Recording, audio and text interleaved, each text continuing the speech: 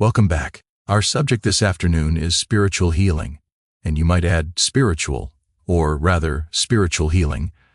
We will have greater success in the healing work when our students understand the nature of spiritual healing. It is not sufficiently understood at the present time. The reason is that nearly all of us have come to this study through some form of metaphysical research. Most of us have come into this work either through Christian Science or through Unity or through one of the New Thought teachings. And it has not been clear to many of our students that this is not Christian Science healing. It is not a New Thought healing. It is not Unity healing. And the result has been that instead of recognizing this and clearing out the old bottles before the new wine was added, most students just go about adding new wine to their old bottles filled with their former teachings. Now, to those who are finding harmony, healing, wholeness, and completeness through Christian Science Unity or New Thought, this message is not necessary, and it would be an injustice to any one of those to add this to that which already meets your need.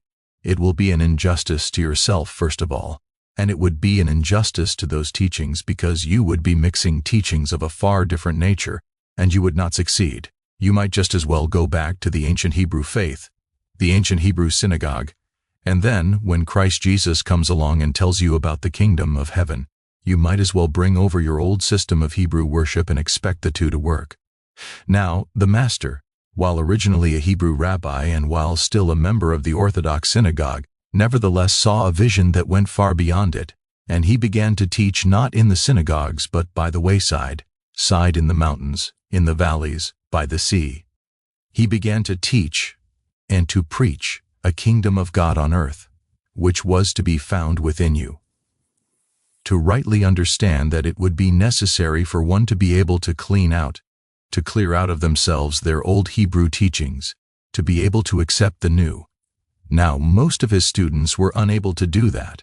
It is for that reason that there was so much quarreling among themselves, because in the Hebrew faith there was circumcision, and in his teaching it was unnecessary. In the of the followers of John the Baptist there was baptism, but in his teaching it was unnecessary. In the old Hebrew teachings there were sacrifices and atheism. In his teaching none of this was necessary. And so you see that, well, yes, in the ancient Hebrew teaching there were dietary laws forbidding the eating of certain foods, and you probably remember the terrible experience that his disciple Peter had when he was confronted with a dream in which a large sheet was lowered before him in which were pigs, and he was told to kill them and eat. Now, ostensibly he was a Christian, but in that moment he showed clearly that he was still not only a Hebrew but a very good one, because he just rebelled at the idea of eating the meat of a pig, which was considered filthy. But in his dream he was taught a great lesson that you have no right to call anything unclean that God made, and so it was that as he came out of that dream, he was not so much a Hebrew now, he was beginning to understand the meaning of being a Christian. Well, in the same way, in those early days, no one could be admitted into the Christian faith unless they first became a Hebrew. The disciples would not have anything to do with anybody in the Christian religion unless they were first good Hebrews. And so Peter learned that this could no longer be if he was to really and truly embrace Christianity.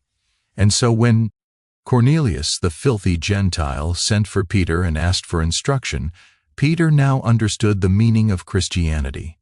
There is neither Greek nor Jew, bond nor free. We are all one in Christ Jesus. And he went and taught Cornelius and his followers, and the Holy Ghost descended upon them. And he found then that you didn't have to be a Hebrew in order to receive God's grace. No, he learned then that one could be a Christian without being a Hebrew, and that one could be a son of God without embracing the forms and rituals of the Hebrew church. And so it was that the disciples were always at war with each other on that very point.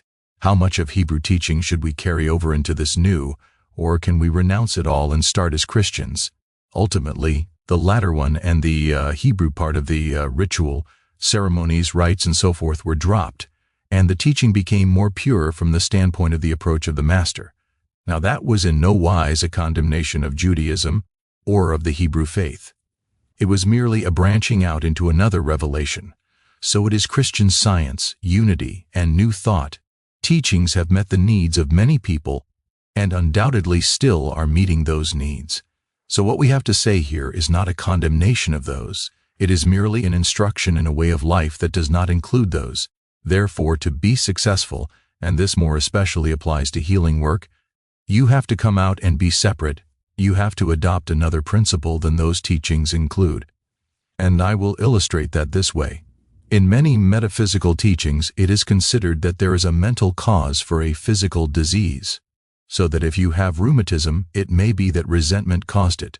And if you can get rid of resentment, you would get rid of your rheumatism. Some other diseases may have their cause because you are not sufficient. To lie loving or forgiving or some other divine quality is lacking in any event. Disease is associated with a mental cause. Now, back in the materia medica days, all disease had a material cause, and it was with the advent of the early metaphysical teaching that disease began to have a mental cause. And now I can say to you that the premise of materia medica was wrong. The disease does not have a material cause, and I can say to you that the metaphysical premise, while a step beyond the material, is also wrong.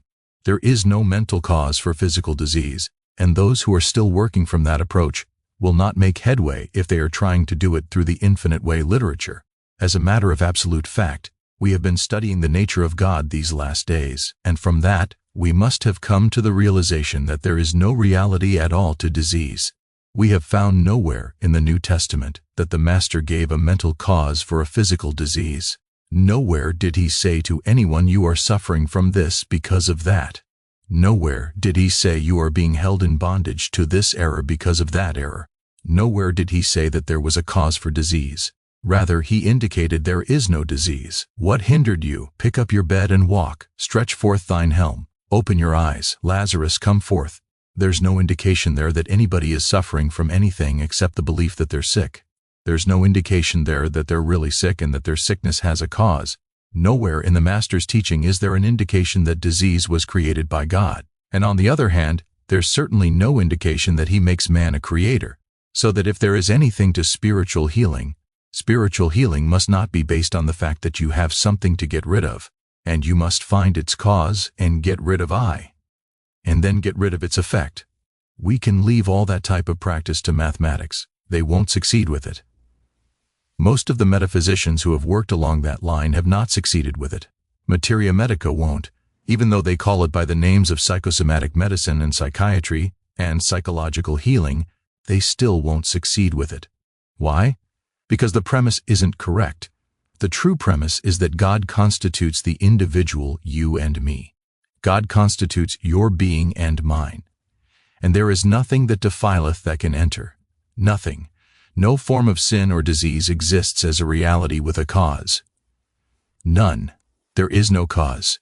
And that is why when you come to our work for healing, it is really strange if you've read the books to hear you say, it's my right leg or my left arm or my stomach or my back, as if that could make one particle of difference to us in this work, as if we knew anything about left sides or right sides. We don't, and our healing work has nothing to do with that, nor is it even taken into consideration, and so it is that you yourself, to be free and to free others, must know what the nature of spiritual healing is. Now, spiritual healing is an acknowledgement of God as the infinity of being, of your being and of mine, and it says that anything that presents itself to us unlike God is merely a state of memism, is nothing but a suggestion coming to us for acceptance or rejection. It makes no difference whether the suggestion comes in the form of a sin, or a disease or unemployment, or lack. The treatment is all the same. Just the recognition that we are not dealing with physical conditions. We're dealing purely with a state of hypnosis. And when we realize that 60% of our healing work is done, the very moment we can free ourselves of bothering with a right leg or a left one or a stomach or a back or a head or a foot, and 2, RN from that in the sense that we have nothing to do with those things. Actually, if we begin treating those, we could get in trouble with the law. Because we are not licensed medical practitioners, and our function does not lie in the realm of knowing anything about anatomy. Our field of work is in prayer. Spiritual healing has nothing to do with bodies. It has nothing to do with unemployed people or poor people or homeless people or friendless people. It has to do with prayer. That's what our practice consists of, prayer. Now, prayer is our conscious communion with God. prayer is our ability to attain conscious oneness with God. Prayer is our ability to be receptive and responsive to that which is called the still small voice, or the spiritual impulse within the Christ or us. That's what our field of work is. Our field of work is prayer, spiritual communion with God, in which all of these appearances, discords, inharmonies, and so forth naturally disappear. As long as your thought is hypnotized to looking at a body or a pocketbook, you will not break the mesmerism that gives you your freedom. As long as you are trying to treat the body or find a cause for sin or disease or lack, you will be in the very dream that you're trying to break. It would be very much like dreaming that you're drowning in the water and calling out for someone to drain the ocean dry so that you could walk ashore. It just could not be done. And it is necessary to be saved from drowning. It will only be necessary for someone to wake you from the dream and learn that you're not in the water. It is only necessary in spiritual healing from someone to wake you from the mesmerizing dream of human existence, and then you'd find that you really weren't in even the hot water that you believe that you have been in. No. Spiritual healing is a realization of God. It is a spiritual realization. It is an inner communion with the divine in which, or through which, the assurance comes to you. God is on the scene, and then these illusory pictures begin to disappear. Now, if you continue when someone asks for help to say, "All I know," that's because you're so unloving, or that's because you're so unreasonable, or that's because you haven't enough gratitude. You're just going to be imprisoned in the very dream that you would like broken. When you are called upon for help, whether for yourself or another, and you instantly realize, I can't accept this cause or effect. This is the temptation of the world. The Master says, "I have overcome the world. I have overcome the world." He evidently didn't overcome your world or mine. He merely overcame his world, and he overcame it by learning the nature of that with which he was dealing. Now, he didn't try to find the cause of Lazarus's death. He didn't try to find the cause of Peter's mother-in-law's being ill. Nor did he say that it was old age, because he went right over and woke her up out of the dream and brought her back. When the young man was being carried past him, the corpse, he didn't stop to ask what caused the death or what caused the disease. He just brought that young man up off his bier. So it is you must learn infinitely.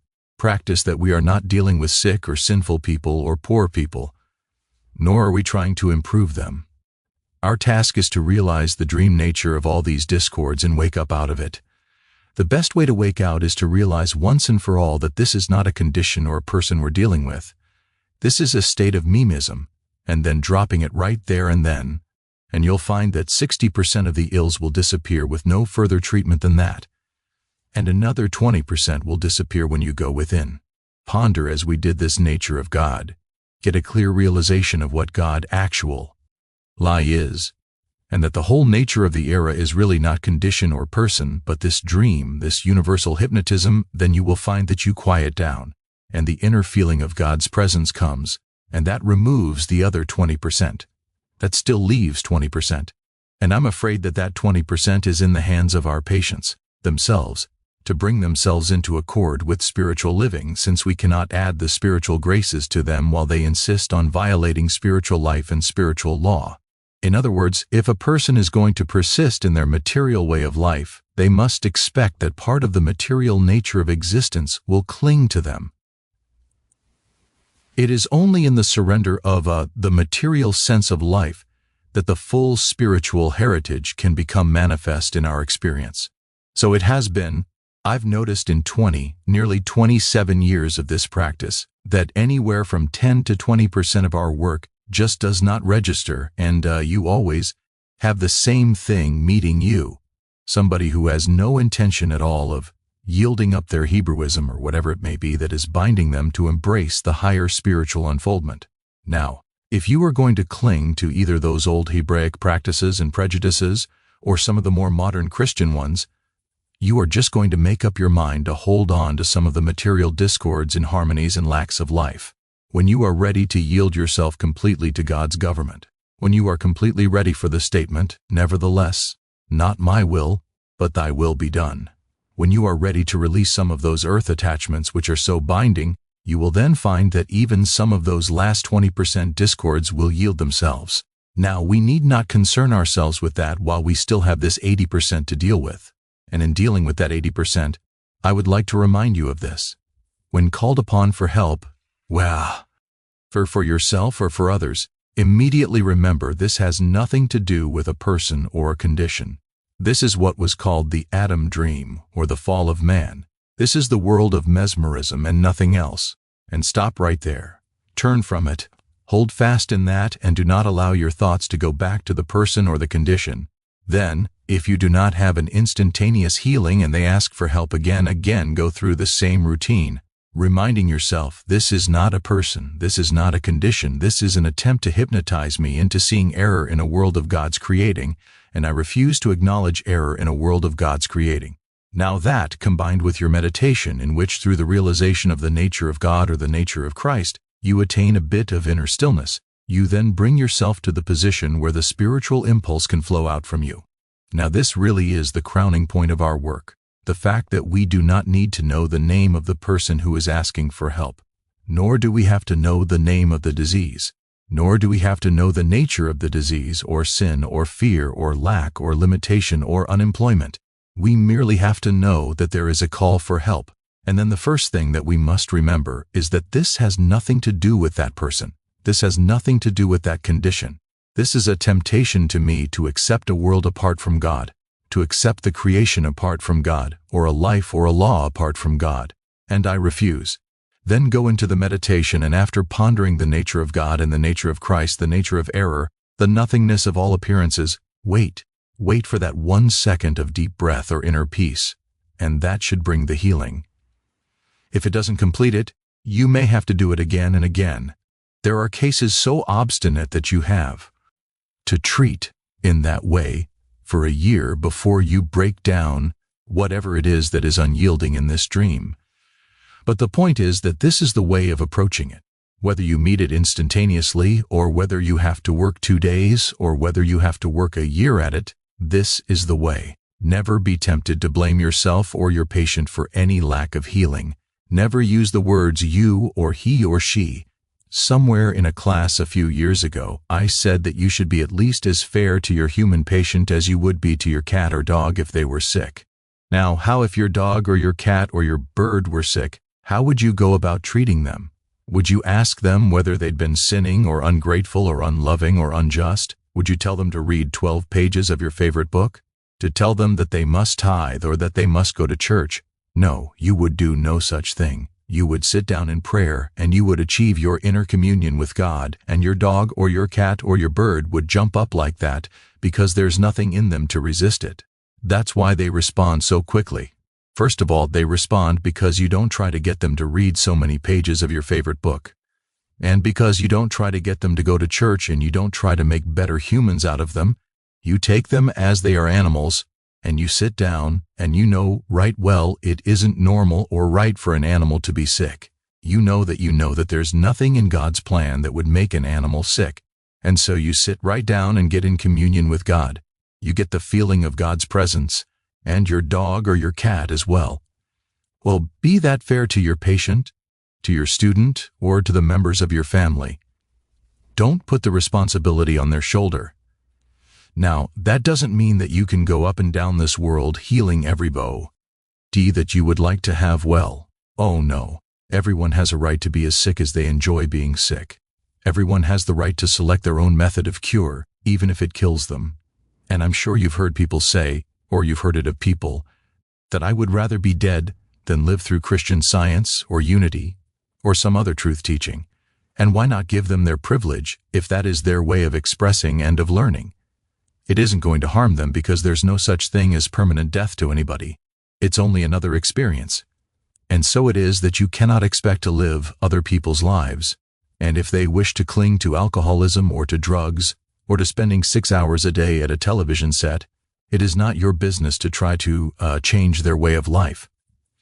When anyone asks you for help, it is your function to know that they are reaching out for something better, and sit down and have your God realization. Even if at the moment they seem humanly unworthy, it isn't for you to judge, it isn't for me to judge.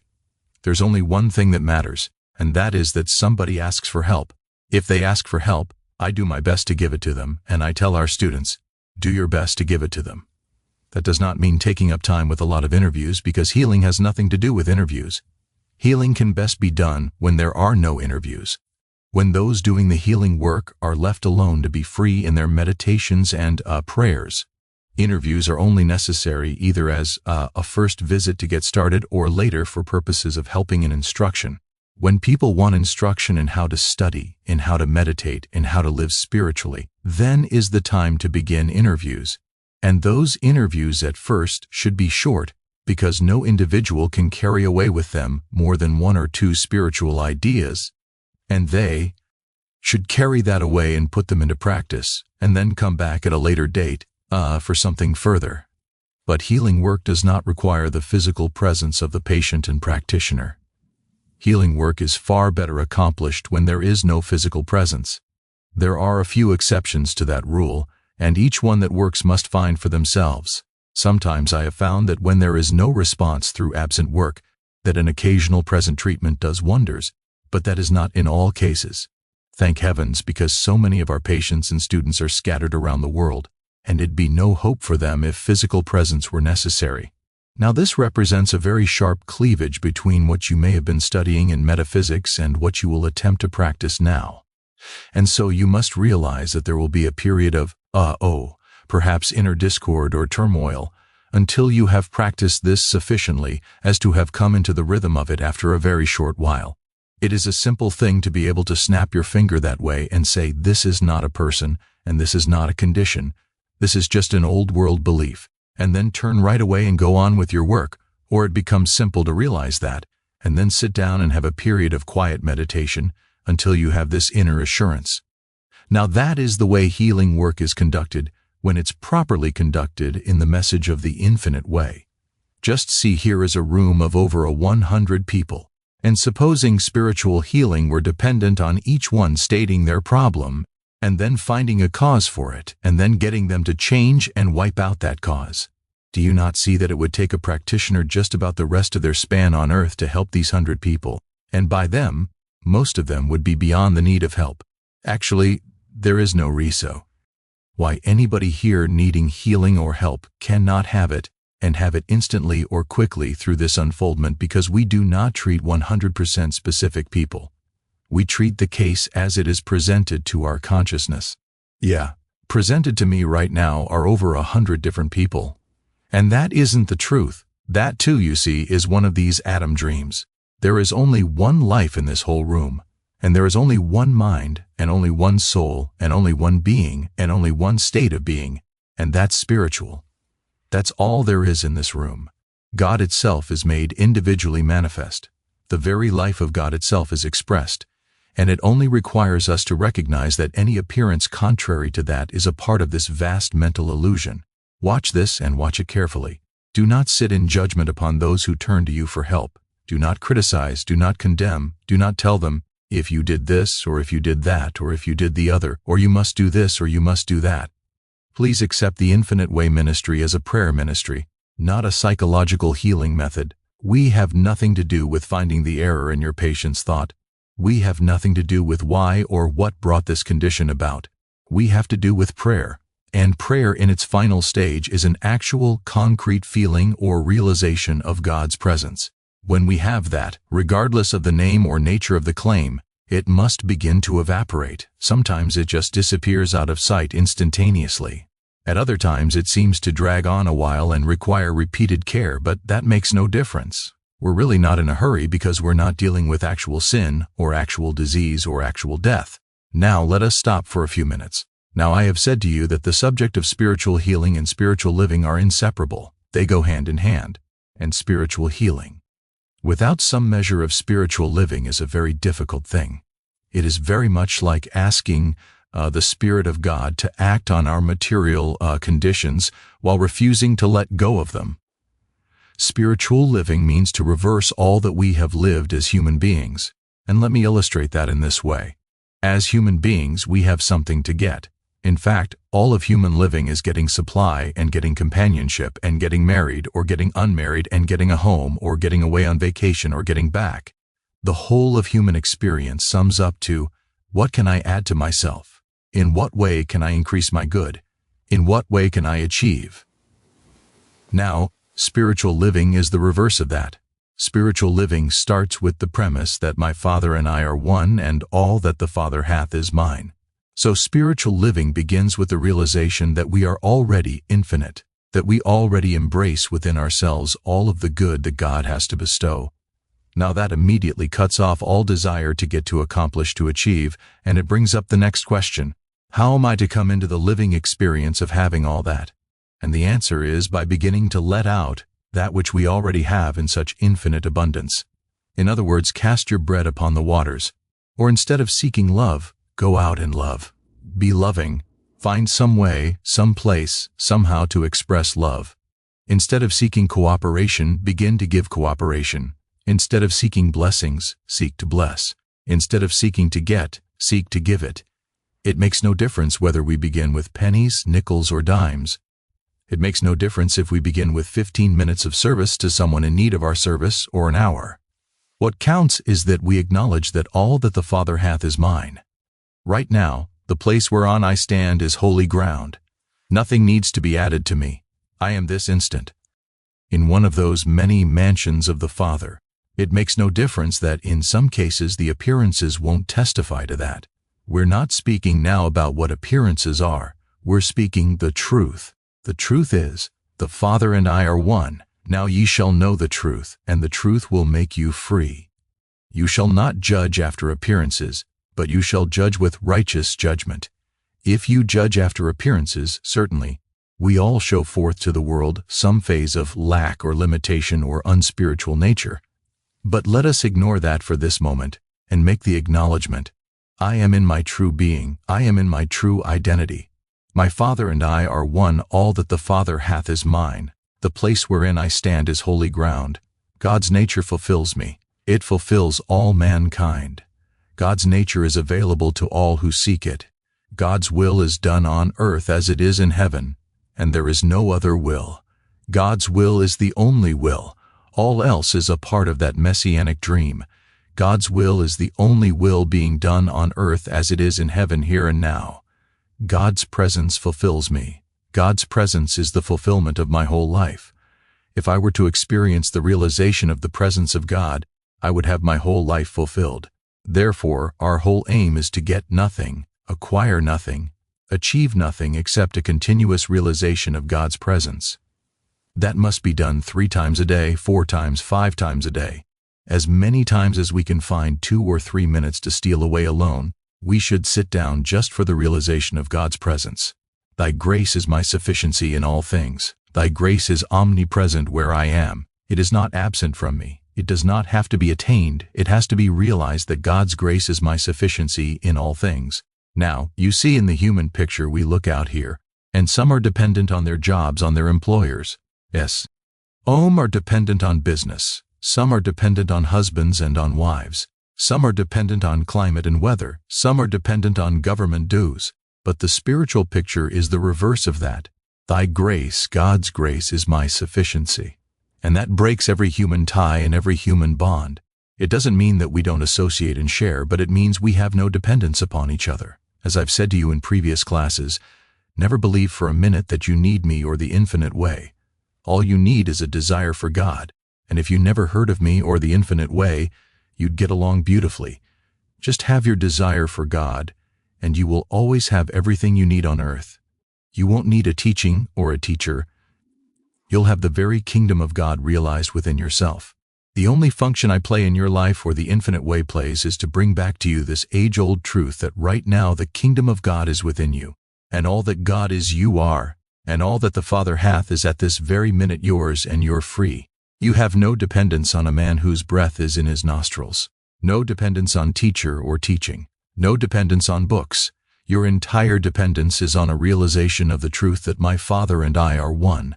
All that the Father hath is mine, and any claim to the contrary is a world dream, a world belief, a world hypnotism, and by recognizing it, I become free of it. Now, spiritual living means that even while you perform every service of wife or husband or mother or father, you do it in the realization that you're doing it through love, not duty or necessity. That's the difference. While you accept every gift from your husband or wife or child or parent, you do it with the realization that it is not because of necessity. Oh no, no. Our only necessity is to receive God's grace.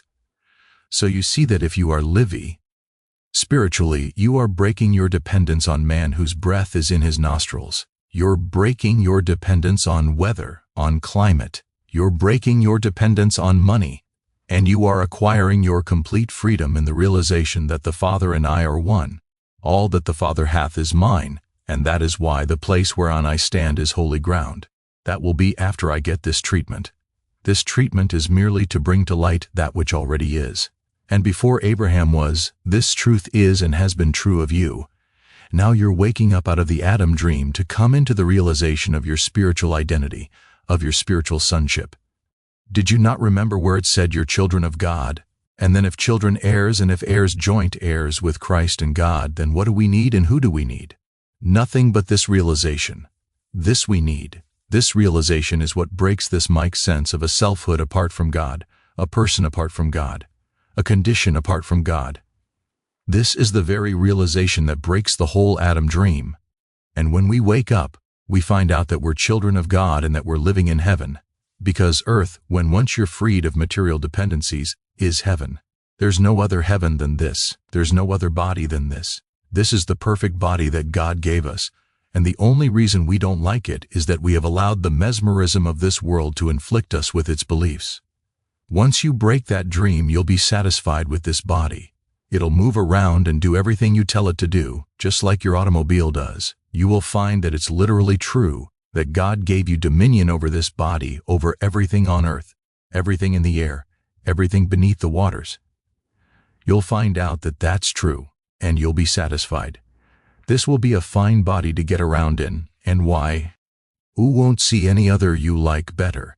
You'll be perfectly satisfied with it. It would be so responsive to what you want it to do when you want it to do it, that you'll be grateful that you have it, and you wouldn't trade it for anybody else's. Somebody else may wonder why that's true.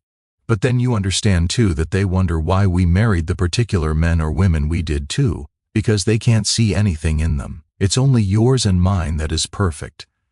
Now let us see this, won't you? This life that we're living is the very life we've been seeking. Only we've been going places and doing things to find it when all the time it was right here with us. But this whole state of memism was blocking it off from our view. Now wake up. Awake thou that sleepst. Christ will give thee light. Awake and realize that this is the very minute that God gave us. This is the body God gave us. This is the consciousness, the life, the soul, the spirit that God gave us. This is an infinity of supply that God gave us. And it's all here. And it's all now right where I am. And as we abide in that truth and let that truth abide in us, the dream vanishes and we really wake up and find that this is a heaven. Sometimes in waking up it moves us out of the physical or material environment in which we have been bound by mesmerism. We find ourselves then in green pastures and by still waters, whereas before that we may have been out on battlefields. Now, as you read the Infinite Way writings, won't you please try to understand what the message is? It is not the healing of minds or bodies or pocketbooks. It's not physical healing or mental healing. It is a waking out of a dream and finding that now we are the sons of God. That's the essence of this message. And that's why it is that when you come to our practitioners, you don't have to worry about telling them your name. I've told them that in many cases, you don't give them your right name anyhow. Maybe your maiden name, or your marriage name, or your second marriage, or third marriage. Probably by now some of us don't even remember what our right name is. We're just using the handiest one. We don't worry about names in this work. Nor do we worry about the names of your disease, since not even you really know the names. As a matter of fact, you would have to go to some mighty great diagnosticians to find out the right name. And even then, they're going to quarrel about it. So, what's the use of telling the practitioner the name that you happen to like at the moment, when I'm sure that after you were cured, you could find a dozen doctors to say you never had it? No. One thing only, if you are a practitioner, be sure of this, that when you're asked for help, you don't delve into a lot of human history and snap it right quickly with the idea that this is not a person or a condition. This is a hypnotism. And if you are a patient, don't go around looking at this part of the body and that waiting to see if it's getting better, because it isn't going to get better. It's just going to disappear out of thought in the moment that ye think not, the bridegroom comment. But you've got to have a moment when you think not. Certainly when you think not about the body or the pocketbook, and that's about as much as we can carry away with us today. Thank you. Thanks for watching.